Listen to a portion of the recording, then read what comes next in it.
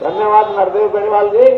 एक 11,000 रुपए आपको हम भी अपनी ओर से देते हैं।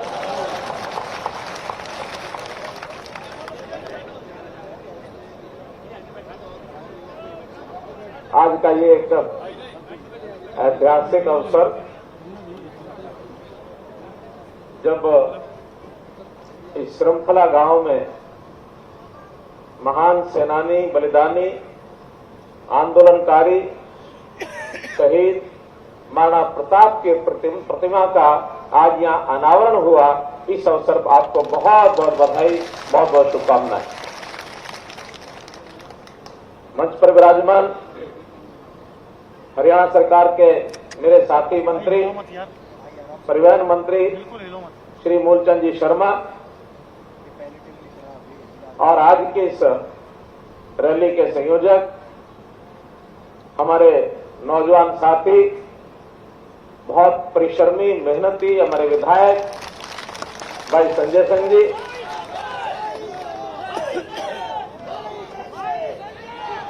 विधायक हमारे पटौदी से श्री सत्यप्रकाश जरावता जी,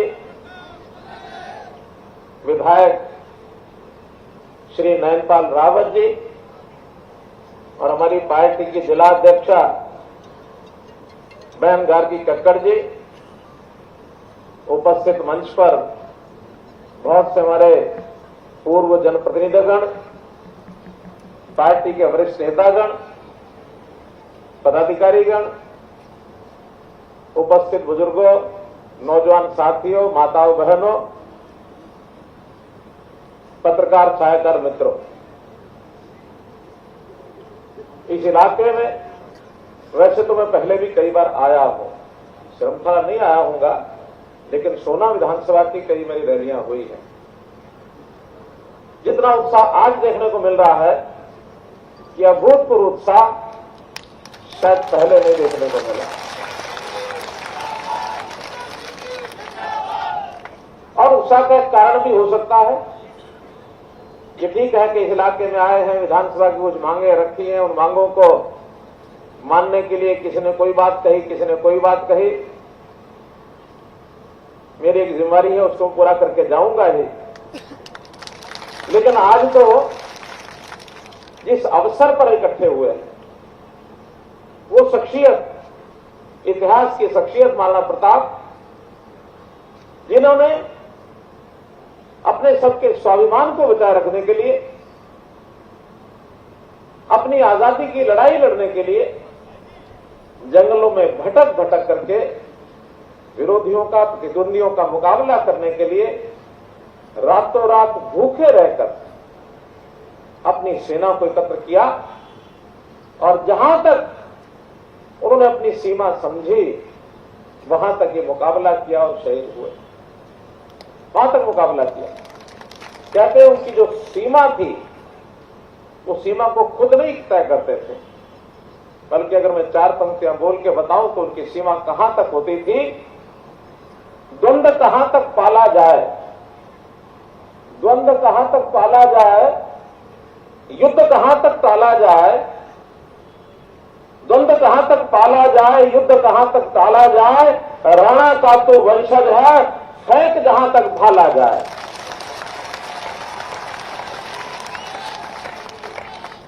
उनकी सीमा, उनका भाला तय करता था। और भाला उस समय एक भाले का अलग स्वरूप होता था, लेकिन आज लोकतंत्र है। इस लोकतंत्र में उन हथियारों का काम वैसा भाला तो नहीं करते थे, क्योंकि हम आजाद देश में हैं, स्वाधीनता हमने प्राप्त कर ली है। लेकिन युद्ध उसी प्रकार के आज भी चल रहे हैं। बहुत समस्याएं हैं, बहुत सी ऐसी हमारे जीवन के अंदर कठिनाइयां हैं, विकास के पथ पर हमें आगे बढ़ना है। लेकिन इसके लिए हथियार, आज का हथियार वो भाला नहीं है, बंदूक नहीं है, गोली नहीं है, बल्कि वो हथियार जनमत है, जनमत। और ये जनमत सामने जो बैठा है, ये हथियार है। आज इतनी बड़ी संख्या में आप यहां आए हैं, मुझे आज का आशीर्वाद मिला है। एक एक आशीर्वाद मुझे 2 दिन पहले, जिसकी चर्चा यहां कई वक्ताओं ने की है, लगातार हम 7 साल से काम में लगे हैं। जो आकांक्षा हमारी 2014 के चुनाव से पहले हमने पाली थी, जिस बात को हमने कहा था, जिस वायदे को हमने किया था, उसको पूरा करने के लिए अनेकों काम, अनेकों योजनाएं ये हमने शुरू की थी। लगता था पता नहीं हमारी दिशा ठीक है कि नहीं है।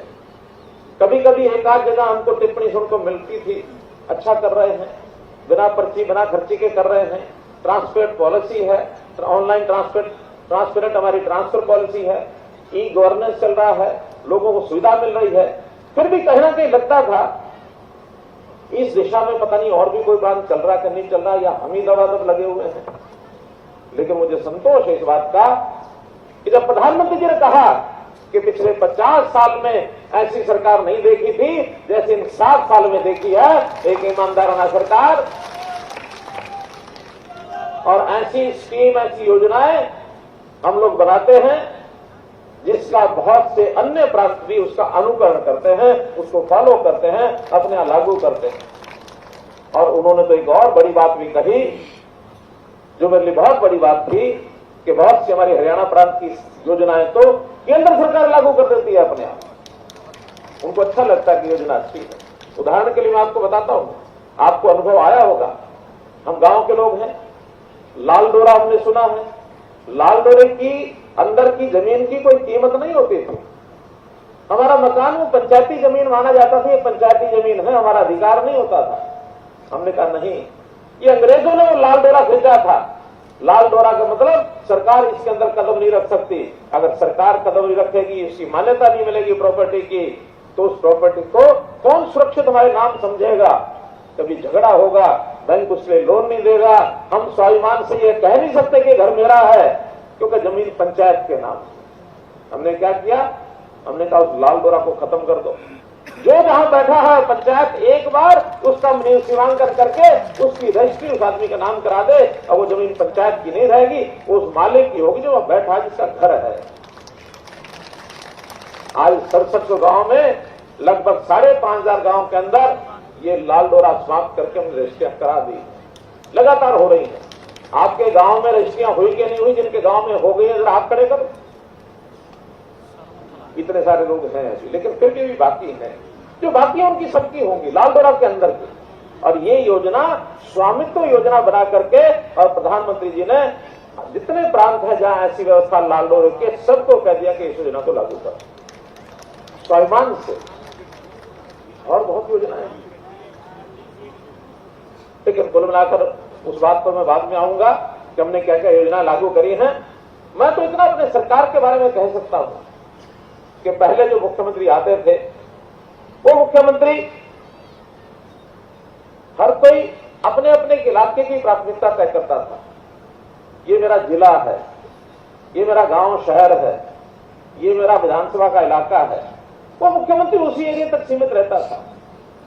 लेकिन हमने 1914 में कहा था, चुनाव लड़ने से पहले कहा था कि अगर हमको सरकार चलानी है तो हरियाणा एक, हरियाणवी एक, इस भाव से चलेंगे।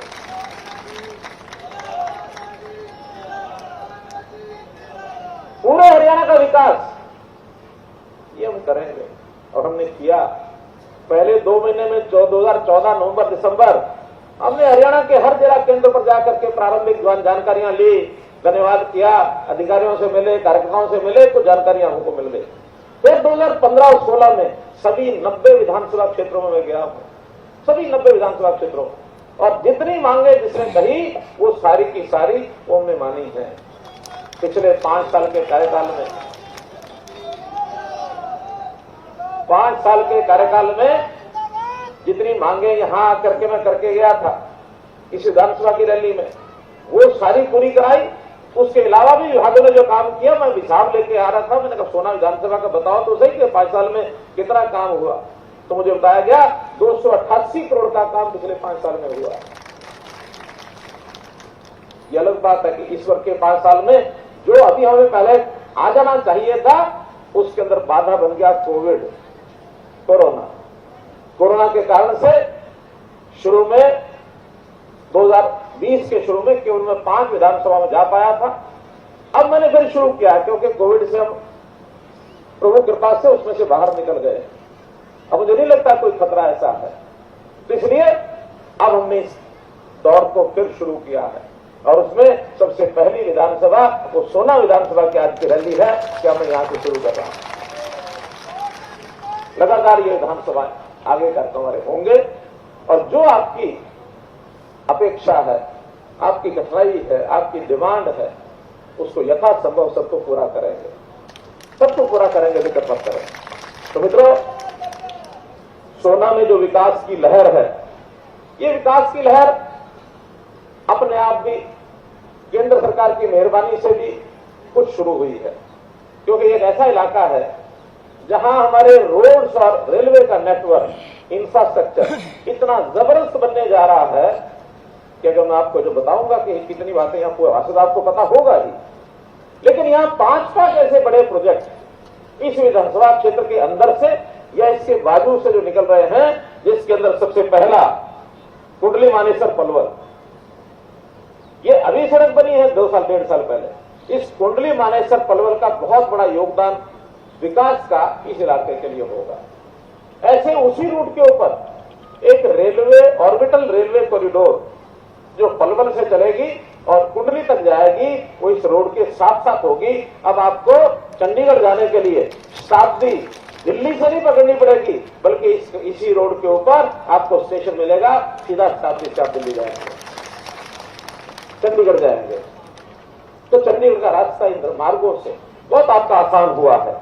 ऐसे में कहूं, दिल्ली मुंबई एक्सप्रेस वे कितनी दूर है यहां से? दिल्ली मुंबई एक्सप्रेस वे कितने किलोमीटर? आधा किलोमीटर, 2 किलोमीटर, 5 किलोमीटर, अरे 5 हो 10 हो, यानी इतना नजदीक से दिल्ली से मुंबई का रेलवे कॉरिडोर। अब इस मार्ग से जो उद्योग लगेंगे, इस मार्ग पर जो सामान जाएगा मुंबई तक, पहले 2-2 दिन सामान पहुंचता था, अब मात्र 8 घंटे 9 घंटे में गाड़ी यहां से मुंबई पहुंचेगी सामान लेकर के। यहां से सब्जियां भी मुंबई भेज सकते हैं आप। ताजी सब्जियां जो यहां से लगेंगी 5-6 घंटे में खराब नहीं होती, सीधी मुंबई जाके उतरेगी। और अगर विदेश के लिए एक्सपोर्ट का मामला सब्जियों का खुल गया तो ये पोर्ट से वहां से विदेश भी जाएंगी। वैसे तो हवाई अड्डा भी बहुत नजदीक है, अब सब्जियों का भी पोर्ट वो अलग से बनने वाला है। तो इसलिए दिल्ली मुंबई जो कॉरिडोर है, एक्सप्रेसवे है, ये तो दिल्ली मुंबई एक्सप्रेस से सड़क का मार्ग है।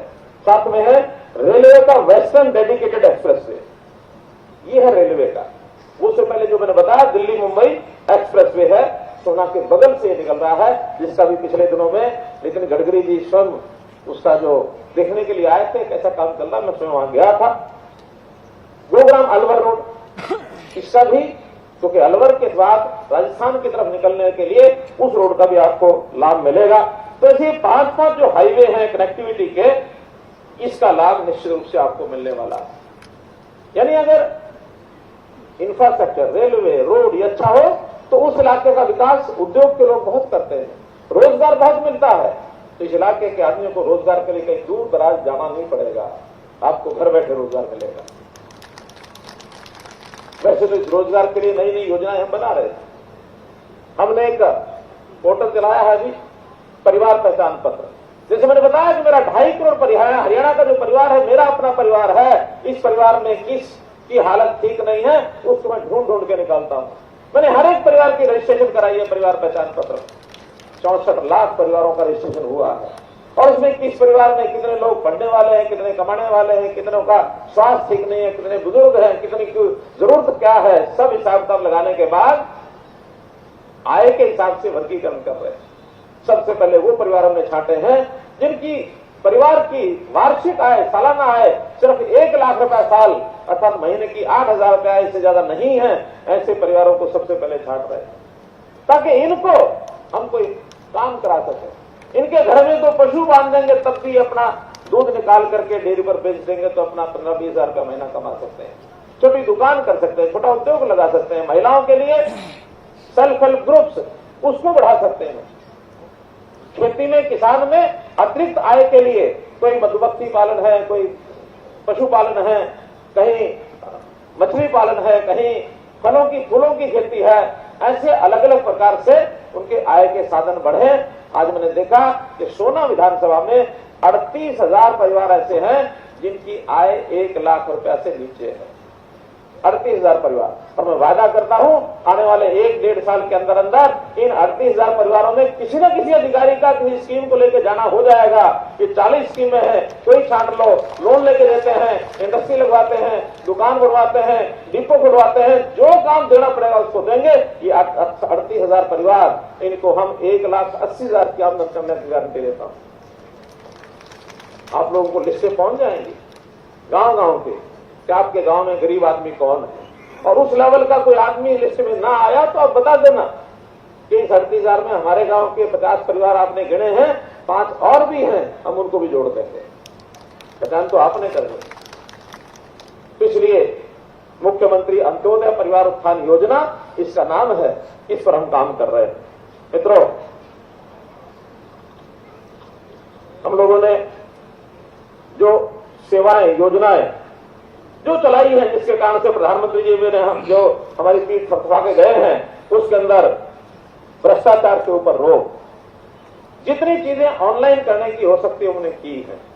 चाहे वो ई रजिस्ट्री है, चाहे वो मेरी फसल मेरा ब्यौरा है, चाहे परिवार पहचान पत्र के माध्यम से चीजें देनी है, चाहे राशन की दुकान पीडीएस के माध्यम से। नहीं तो राशन की दुकानों पर गरीब आदमी को राशन मिलता नहीं था, कहते तुम्हारा तो पिछले महीने का खत्म हो गया। अब पिछले महीने का राशन भी बचा है तो आपको अगले महीने मिल जाएगा, आपके खाते में चढ़ा रहेगा, वो उसको कोई खा नहीं सकता। तो इस नाते से हमने जो मेरिट पर नौकरियां देनी शुरू की, मिशन मेरिट जिसको कहा। पहले क्या होता था, लोग जिससे पर्ची खर्ची की बात कर रहे थे, इसका मतलब क्या, लोग पैसे लेकर के नौकरियां खरीदते थे।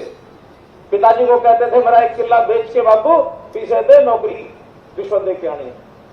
मां को कहते थे तुम बेच दो और मुझे पैसे दे दो। सारे बच्चे फ्री में लग रहे हैं। कि अब ये गंडूर गांव इलाहाबाद, कल ही मेरे पास समाचार आया, वो लोग नाच रहे हैं गंडूर गांव। वो कह रहे हैं कि हमारे गांव में 48 नौकरियां लगी इन 7 साल के अंदर फ्री, आराम से आराम। तो मैं बता रहा हूं आपकी बात मैं बता रहा हूं, बोलो ना, मैं बता रहा हूं। तो इसलिए लोग भीड़ लगाते थे, चंडीगढ़ जाते थे, सीएम के घर पर, सीएम के ऑफिस में, मंत्रियों के घर पर, मंत्रियों के ऑफिस में भीड़ होती थी। हमने क्यों आते हैं कि अपनी छोटी छोटी समस्याओं को लेके आते हैं। 25 नवंबर 2014 को ही इस समस्या का हल निकाल दिया। हमने कहा हम सीएम विंडो बनाते हैं कंप्यूटर की, ऑनलाइन आप अपना लोड कर दो, जगह जगह सीएम विंडो, जहां तहसील का ऑफिस है, जिले का ऑफिस है, वहां दे दो, आपकी समस्या का हल हो जाएगा। और हर विभाग की समस्याएं से पहुंचती हैं।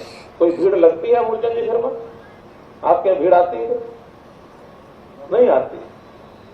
ना ट्रांसफर वाले आते हैं, ना नौकरी लगवाने वाले आते हैं, ना समस्या को लेके आते हैं। एक द्वंद्व हमारे कुछ लोग पैदा कर देते हैं कि भाई इसी कारण से लोग आते थे, अब लोग आते नहीं है तो फिर हमें कौन पूछेगा।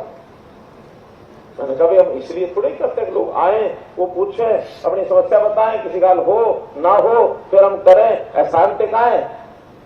ये कौन सी सेवा है? ये कोई सेवा नहीं है। सेवा समर्पण त्याग का मतलब यह है कि हम बिना किसी को आए हुए, बिना तकलीफ दिए हुए ये पता कर ले कि उसकी समस्या क्या है, समस्या हल करके उसके टेलीफोन पर बता दे कि समस्या का हल हो गया।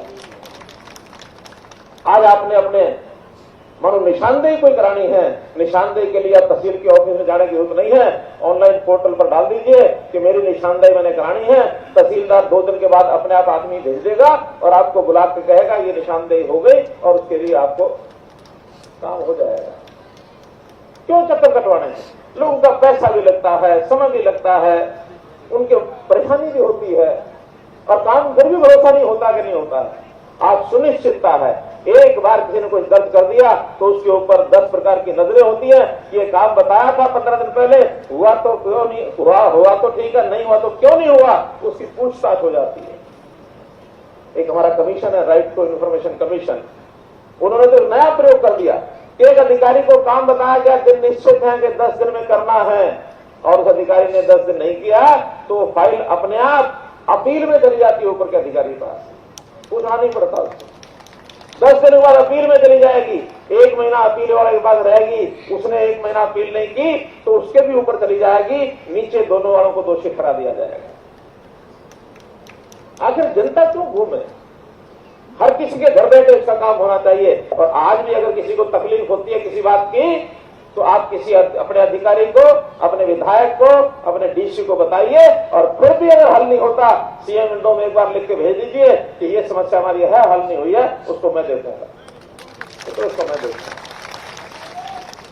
तो इसलिए चाहे वो कर्मचारियों के लिए थोड़ा कठिनाई तो पैदा हुई है। पहले कर्मचारी 7 दिन ना जाकर के हफ्ते में 1 दिन जाता था और जाके टिक टिक टिक टिक करके अपनी हाजिरी लगा देता था। हमने क्या किया? हमने बायोमेट्रिक ये मशीनें लगाई। ये अलग बात है, कोविड के दिनों में हमको ऑर्डर वापस लेना पड़ा था, क्योंकि उन्होंने कहा कि जो मशीन पर अंगूठा लगाएगा फिर किसी का कोविड हो तो दूसरे को चला जाएगा। तो 1-1.5 साल से वो बंद है। उससे पहले लगाया, सब लोग अलर्ट हो गए, बिना छुट्टी दिए कोई आदमी गैरहाजिर नहीं रह सकता। 7 दिन की छुट्टी इकट्ठी आकर हाजिरी नहीं लगा सकता, जब आएगा तब हाजिरी लगेगी। और अब तो एक नया प्रयोग करने जा रहे हैं। कुछ लोगों ने कहा कि उसमें भी लोगों ने नकली अंगूठे बनवा लिए, और नकली अंगूठे में अपना अंगूठा किसी और को दे देते हैं, जाके लगवा दे। प्लास्टिक यानी रिसर्च है, दुनिया अच्छे कामों के लिए भी करती है, बुरे कामों के लिए भी करती है। तो हमें पता लगा तो हमने कहा भी और कुछ खोजो। खोजने के लिए घड़ी खोजी है, और वो घड़ी जिस आदमी को पहना देंगे उसी आदमी की पहचान करेगी, दूसरी की पहचान नहीं करेगी, घड़ी बंद हो जाएगी, दूसरा कोई पहनेगा। और फिर घड़ी जा लेकर के जो आदमी वहां जाएगा, जिस जगह पर वो खड़ा है उसकी लोकेशन कंट्रोल रूम में पता लगती रहे कि ये गांव विश्रमशाला में आदमी बैठा है, ये अब सोना में बैठा है, ये ताउड़ू में बैठा है, ये गुड़गांव में बैठा है। अब इन सब कर्मचारियों के, अधिकारियों के कलाई पर ये घड़ी बंधवा देंगे, कोई गड़बड़ नहीं कर सकेगा। आखिर तो हम ठीक काम करने के लिए आए। हमारी जनता 3-3.25 करोड़ की जनता है, 3 लाख के हमारे कर्मचारी हैं। इनकी सबकी जिम्मेवारी है कि ज्यादा नहीं, सिर्फ 100 लोग एक से आते हैं, इनकी सेवा करो। हम केवल इनके रोजगार के लिए नौकरी देते हैं इसलिए नहीं है, हम इनको इसलिए देते हैं कि 100 परिवारों की, 100 आदमियों की इन्होंने सेवा करनी है। ये सेवा आप करेंगे तो आप नौकरी में हैं, इसका फायदा है, नहीं तो नहीं। वहीं पर फर्जीपना भी बहुत चलता है, लोग भी करते हैं। स्कॉलरशिप में देखा हमने, फर्जी स्कॉलरशिप ले गए, रहने वाले कहीं के, एड्रेस हरियाणा का लिखा दिया, पढ़ने वाले कहीं पर, क्योंकि हरियाणा अच्छी स्कॉलरशिप की राशि अच्छी देता है। और तो और अभी एक कोई कहीं सी प्रदेश का आदमी, उसका जो बच्चा मेडल लेके आ गया, और मेडल लेने के बाद उसने खोज निकाला कि मेरे बाप का वो रिश्तेदार, वो माँ, वो भाई, वो फलाना फलाना हरियाणा से रहने वाले हैं, इसलिए चल के हरियाणा का डोमिसाइल बनवा लो। और डोमिसाइल बनवा के हमारे पास आ गया। क्यों? तो उसको मेडल का 2 करोड़ रुपया लेना था। मेडल मिलने के बाद किसी और प्रांत का आदमी यहाँ के डोमिसाइल बनवाता, 2 करोड़ दे दो। हमने कहा भाई ऐसी बेवकूफी नहीं है। मेडल लेने के दिन जो हरियाणा का था उसको तो मेडल मिलेगा, बाद में ढूंढ ढूंढ के रिश्तेदारियां कोई हरियाणा का डोमिसाइल बनवाएगा, उसको नहीं मिलेगा। हम हरियाणा की जनता की सेवा करेंगे। बहुत से लोग पेंशन, पिछले दिनों में पता लगा 40 साल 45 साल के लोगों ने 60 साल का सर्टिफिकेट बनवाया और पेंशन ले ली 2500 रुपया। उस समय 2000 मिलती थी। हमने ढूंढवाए, उनका इनकी तो उम्र गलत है, भाई काट दो इनको सबको। बल्कि डिपार्टमेंट ने सख्ती से कहा कि इनसे वापस लो ब्याज समेत। वो मैंने मना किया कि भाई ऐसी तकलीफ ना दो, गलती वो कर बैठा है, लेकिन अब उसकी जब 60 साल का हो जाएगा, जब उसकी पेंशन लगेगी उस टाइम काट लेना, अभी मत काटो। भगवान उसको लंबी उम्र दे, उस समय ले लेना। अब वो 60 साल के नाम का ले गया है, गलती तो कर बैठा है तो अपना ही आदमी। अपने आदमी भी गलतियां करें तो एक मौका सुधरने का देना चाहिए। तो हमने वो दिया है उनको। कई लोगों की पेंशन कटी है, 4-4, 5-5 लाख रुपया साल का कमाने वाले, वो ओल्ड एज पेंशन ले रहे हैं। हमने कहा नहीं भाई, इनको भी एक बार लिखो, चिट्ठी लिखो कि तुम्हारी आमदन 4-5 लाख रुपया है, इतने ज्यादा आमदन को हम ये पैसा पेंशन का नहीं देते, इसको छोड़ दो, गरीब आदमी का काम आएगा, उसको देंगे, तुम्हें क्या जरूरत है, क्यों लोगे? आखिर तो उसकी सहायता करने के लिए सम्मान है, मान है, ठीक है, लेकिन उससे पैसे से सहायता तो होती है ना। सम्मान मान तो 1 रुपए में भी हो जाता है, लेकिन 2,500 रुपए दे रहे तो उसकी आवश्यकता तो उसको है जो गरीब है, तो गरीब को देंगे। विधवा पेंशन हमारी बहनें बुरा ना माने, उसमें भी कुछ गलत पकड़ी गई, और हद तो तब हो गई कि उसमें उस विधवा पेंशन में एक आदमी मिल गया जो विधवा पेंशन ले रहा है। वो गलती से मिला, कैसे मिला, क्या हुआ? यानी हम चाहते हैं स्कीमों का फायदा उनको हो जिनको उसकी जरूरत है। आगे से जरूरतमंद आदमियों की लिस्ट बनवा रहे हैं। जब भी कोई अप्लाई करेगा पहले उस लिस्ट में चेक करेंगे इसका नाम उसमें है कि नहीं है, फिर उसको घर बैठे मिलेगी। उस लिस्ट में नहीं है तो एक बड़ा प्रेम पत्र उसको लिखेंगे, भाई तुम इस पर पात्र नहीं हो, तुम इसका हकदार नहीं हो, तुम इसको छोड़ दो। हाँ, सहायता सबकी करेंगे। हमारी गरीब परिवार है, उनकी लड़कियां, उनकी शादी होती है, हमने 31,000, 51,000, अब तो ऐसी लड़कियों के लिए 71,000 रुपये भी कर दिया। और हमने तो एक और कहा, शगुन के लिए हर बेटी की शादी, उस पर मुख्यमंत्री की ओर से 1100 रुपए और एक मिठाई का डब्बा दे के आओ, ऐसा हमने सब डीसी को कहा है। क्यों डीसी साहब बैठे हैं? हाँ, बताएं जरा, ये सूचना आई है कि नहीं आई? आगे एक बार बताएं। तो हमने पत्र लिखवाया सब डीसी को कि हर परिवार में बहन की बेटी की शादी है तो 1100 रुपया मेरी तरफ से और एक मिठाई का डिब्बा दे के आओ, शगुन का कुछ भी करके आओ, बाकी में से अलग। तो मित्रों, इन स्कीमों को लेने के लिए जगह जगह बंटने की जरूरत नहीं है। अंत्योदय केंद्र और सरल केंद्र ये हमने बनाए हैं। 580 योजनाएं हैं, इनको आसानी से जाकर के कोई भी ला सकता है, किसी को दर दर भटकना ना पड़े। केंद्र सरकार की योजनाएं ये भी हमने बहुत लागू की हैं। उज्ज्वला योजना, उजाला योजना, फिर अभी जनधन योजना, इसके बाद जो लोन लेने वाले लोग हैं उनके लिए मुद्रा योजना। तो ऐसी कितनी योजनाएं केंद्र से। आयुष्मान भारत योजना, गरीब परिवार के लिए 5 लाख रुपया उसकी इलाज के लिए उसका बीमा कराया, ये सब हमने किया। किसानों के लिए बहुत सी योजना, मेरी फसल मेरा ब्यौरा, ये हमने शुरू किया। अरे इधर आने दो। मैं पूछ रहा हूं, एक पत्र हमने भिजवाया था कि किसी भी बेटी बहन की शादी होती है तो उसको 1100 रुपये और मिठाई का डब्बा पहुंचाना है। ये पत्र आ गया है, पहुंचाना शुरू किया है, शुरू कर दी है। अभी कितने परिवारों में गया? कितने? अभी संख्या पता नहीं है।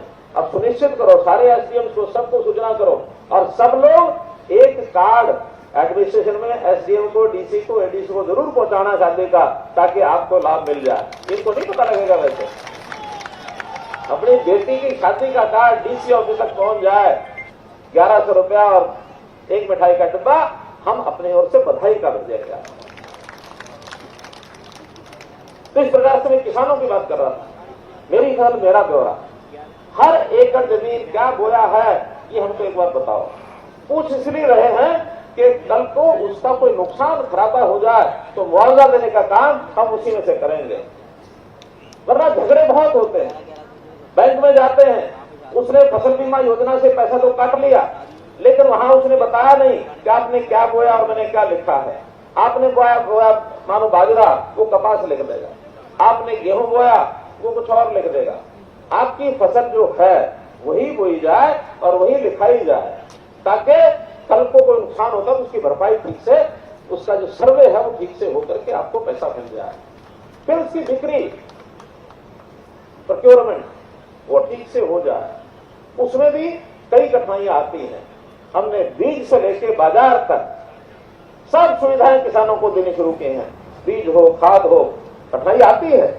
इस बार डीएपी की कठिनाई है। आप में से कुछ लोग प्रश्न लेके बैठे हैं कि डीएपी की कठिनाई है। मुझे मालूम है, रोजाना मुझे जानकारी मिल जाती है कि आज कितना डीएपी आया, कितना बिका, कितना बटा, कितना रह गया, और एक सिस्टम से बांटने का काम कर रहे हैं। थोड़ी कमी भी है और कई बार कमी होती है तो लोग जो है डरावना दृश्य ज्यादा पैदा कर देते हैं। एक कट्टे की जरूरत है तो 2-4 पहले ही ले जाता है कि पता नहीं बाद में मिलेगा कि नहीं मिलेगा। जैसी जिसकी जरूरत है उतना लेते रहे। आपकी बुआई तक, चाहे सरसों की है, चाहे गेहूं की है, चाहे किसी और चीज की है, वो सारी आपको टाइम से सारा खाद मिलेगा। कहीं दिक्कत नहीं आने देंगे, कोई दिक्कत नहीं आने देंगे। अभी खोरी के अंदर 2 दिन पहले भी 2500 टन इस इलाके में जो डिस्ट्रीब्यूट होना है खोरी से ही आता होगा। क्या खोरी से आता? खोरी से आता। तो हाँ, खोरी हमारा हेडक्वार्टर है, वहां से सप्लाई होता है। तो वहां लगातार दूसरे तीसरे दिन रैक जो आता है 2500 टन का, तो उस 2500 टन में आप सब लोगों को बारी बारी मिलता रहेगा, उसकी दिक्कत ना करें। और जैसे मैंने कहा, बाजार भी हम ध्यान रखते हैं। बाजार, हमारी मंडियां ऑनलाइन हो गई हैं, कहां क्या भाव चल रहा है, क्या नहीं चल रहा है। तो बीज से बाजार। और एक बात बाजार के साथ में करूंगा, बाजरे के लिए। बाजरे की छोटी सी एक बात है, जरूर मुझे बतानी है आपको, कि बाजरा केवल हरियाणा प्रोक्योर करता रहा है, किसी और प्रदेश ने नहीं किया। पिछले बार हमने 2150 पर बाजरा खरीदा, राजस्थान ने बिल्कुल नहीं खरीदा। और राजस्थान बाजरा हमारे से ज्यादा होता है, मालूम है ना। हमारे यहाँ 4 लाख 4.5 लाख का अनुमान था कि बाजरा आएगा। हमने 2150 खरीदना शुरू किया, और व्यापारियों ने या राजस्थान के लोगों ने या और कुछ लोग मिलजुल करके उन्होंने 3 लाख मीट्रिक टन बाजरा और हरियाणा की मंडियों में धका दिया। 7.5 लाख मीट्रिक टन हमने खरीदा। अब खरीद तो लिया, हमारी जरूरत अपनी है सिर्फ 2 लाख मीट्रिक टन की, जो हम पीडीएस में देते हैं। बाकी हमको बाजार में बेचना पड़ा। बाजार में सस्ता है, अपने को पता है। बाजार में जो अच्छा बाजरा है वो 1600, 1500, 1550, 1650, 1700 ये रेट बाजार रखा है। और वहां तो और भी कम है, वहां से सस्ते में लाया, यहां 2150 बेच गए, और हरियाणा का नुकसान कम से कम 500 करोड़ का करा दिया, बल्कि ज्यादा ही हो गया होगा। अब ये किसान, ये नुकसान हुआ है, ये हरियाणा के किसान का हुआ है, ये और किसी का नहीं हुआ। फायदा उठाने वाले राजस्थान उठा लेंगे। इस बार एक बात तो वो थी पिछले वाली, नहीं जुड़ गई कि बरसात में बाजरा खराब हुआ। अब खराब हुआ, अगर सरकार खरीदती मानो 2250 में, तो वही खरीदती जो अच्छा बाजरा था, जो आज हमारा 1500, 1600, 1700 में बिक रहा है। सरकार वही 2200 में खरीदती, जो आज 1100, 1200 रुपया है। ये सरकार खरीदती क्या? क्यों ये खरीदती क्या? ये नहीं खरीदती, क्योंकि वो पैरामीटर पर, क्योंकि सरकार की खरीद का सिस्टम है। तो आज 1200, 1300 वालों को नहीं खरीदती, वो उसी भाव बिकता। हमने जो 1500, 1600, 1700 का है, उनको भी 600 दिया, ताकि उनको 2021, 2200, 2300 का रेट पड़ जाए। अब 100-200 ऊपर नीचे तो बाजार भाव के हिसाब से सहन करना ही पड़ेगा। लेकिन जिनका 1100-1200 था, जो सरकार ने खरीदना नहीं था, उनको 1200 ही मिलता। आज सरकार की इस नई योजना से 600 रुपए से उन 1200 वालों को, 1100 वालों को भी 600 मिल गया, ताकि उनको भी 1700-1800 मिल जाए। बोलो ठीक किया कि नहीं किया? बताओ, जो बाजरा बोने वाले लोग हैं वो बताएं, ठीक किया कि नहीं किया? तो 600 रुपए सबको जाने का मतलब खराब बाजरे वाले को भी उसका फायदा हो गया। वरना खराब बाजरे वाले भी 1100-1200 बिकता, उनका नुकसान 1000 रुपया हो जाता। तुमने बहुत सोच समझ के। और फिर दूसरा, राजस्थान से हमें छुटकारा मिल गया। क्या विश्वास? हमें राजस्थान वालों को पैसा नहीं देना पड़ेगा। हम जो हमारे अपने किसान का मेरा ब्यौरा में रजिस्टर किया हुआ है, उसको अब कुछ जिलों में पैसा चला गया है, और 2 दिन में 3 दिन में सबको चला जाएगा। 4 जिले चले गए, 5 जिले और 9 जिलों में बाजरा, 5 जिलों में कल परसों में वो पैसा सबको पहुंच जाएगा। हर एक को 600 रुपए क्विंटल के हिसाब से पैसा पहुंचेगा। इसलिए मुझे ये बात सफाई करनी देनी थी। बातें बहुत है, पानी की स्कीमें है, मेरा पानी मेरी विरासत, के पानी बचाओ। धान के खेत वालों का भी धान बोना छोड़ दो, 7,000 रुपए एकड़ हम दे देंगे, खाली छोड़ लो तब भी दे देंगे। पानी बचाना है, पानी बहुत पीता है धान। पानी बचा के हम कम से कम उन इलाकों में, चाहे वो सोना विधानसभा क्षेत्र है, नूह का जिला है, चाहे हमारा महेंद्रगढ़ जिला है, रेवाड़ी जिला है, दक्षिण हरियाणा में हम पानी ज्यादा ज्यादा दे सकें।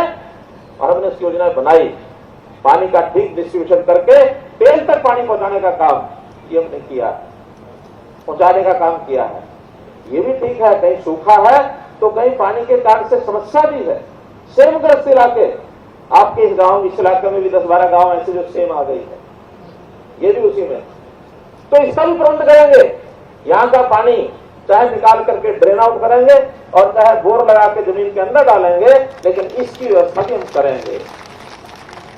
हर एक विधानसभा की हम योजना बना रहे हैं। वैसे तो लगभग 1 लाख एकड़ जमीन ऐसी है जो सेमग्रस्त है। स्थायी व्यवस्था भी हम सोच रहे हैं।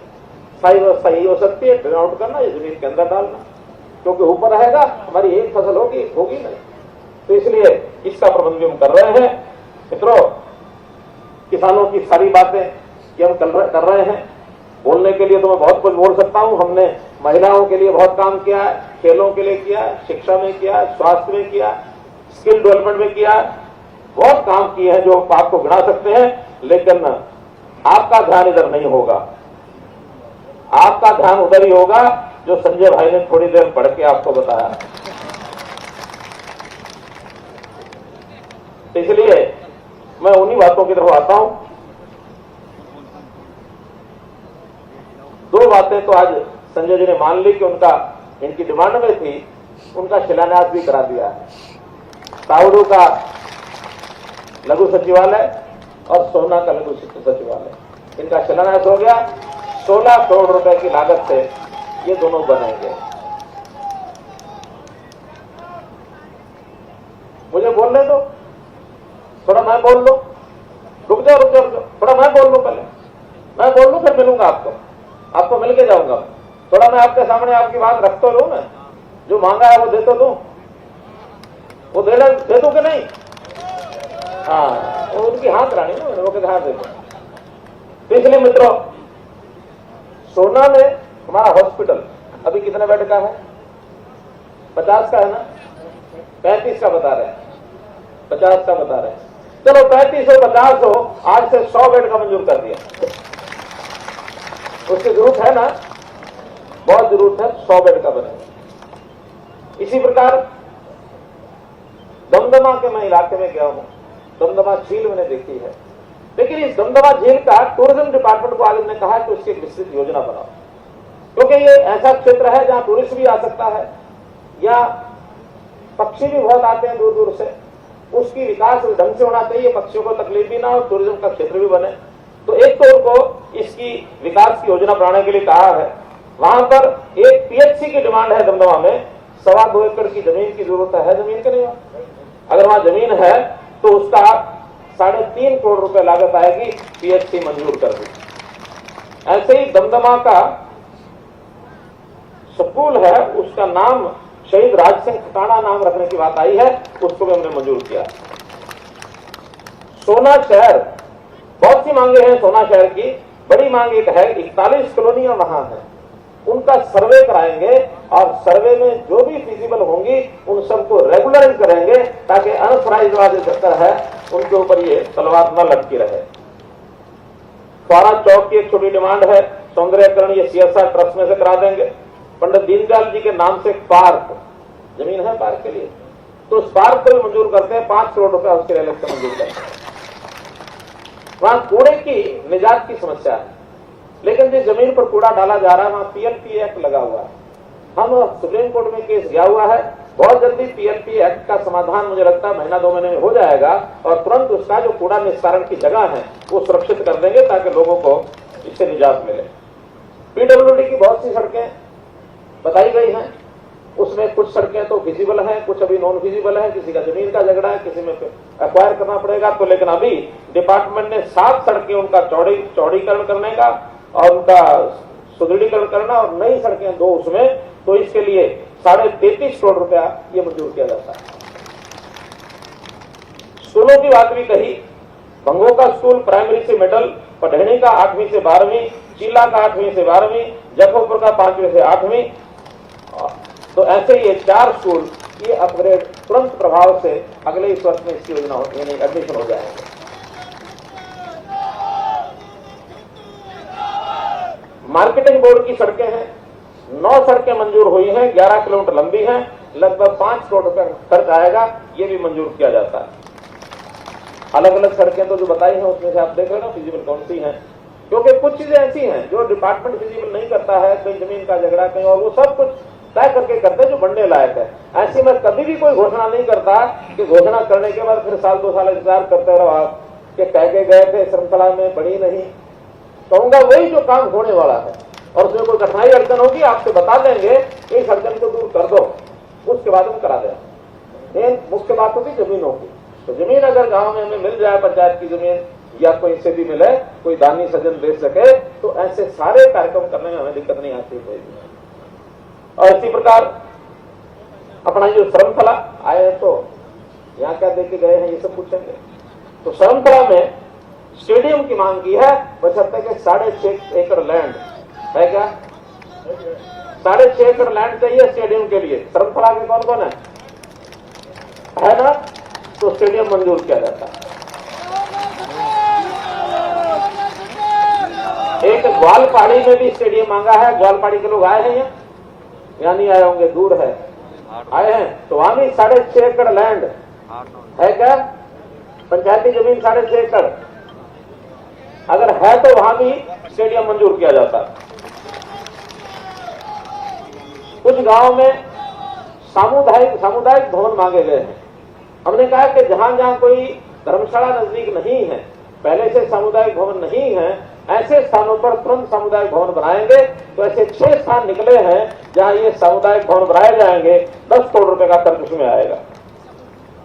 इसी प्रकार ग्राम विकास की सड़कें एचआरडीएफ से 8 सड़कें हैं, 16 किलोमीटर, ये भी 10 करोड़ रुपए का खर्च आएगा। इसको भी मंजूर किया जाता है। सोना नगर, यहाँ पहाड़ का पानी वो कई बार तालाब बन जाता, वहां पर बाढ़ जैसा हो जाता स्थिति, तो चेक डैम 7 चेक डैम उनके मंजूर किए हैं। उन 7 चेक डैम पर 2 करोड़ रुपया लगेगा, उसको मंजूर किया जाता है। मित्रों, कुछ योजनाएं ऐसी हैं जिसकी फिजिबिलिटी चेक होने के बाद जैसे ही होके आएगी वैसे ही उसकी बाद में घोषणा कर देंगे। लेकिन आज की डेट में 50 घोषणाएं हैं जिनके ऊपर 125 करोड़ रुपए का खर्च आएगा। इसको सबको मंजूर किया जाता है। और इसके अलावा भी अपने